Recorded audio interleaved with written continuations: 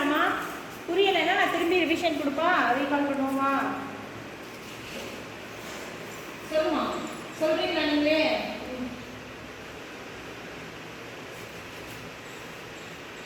With them. யார் தெரியும் பேசணும்?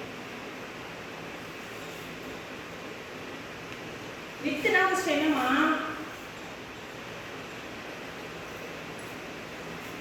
தெம்னா அவர்களோடு. வெரி குட், அவர்களோடு. அடுத்து யார் சொல்றா?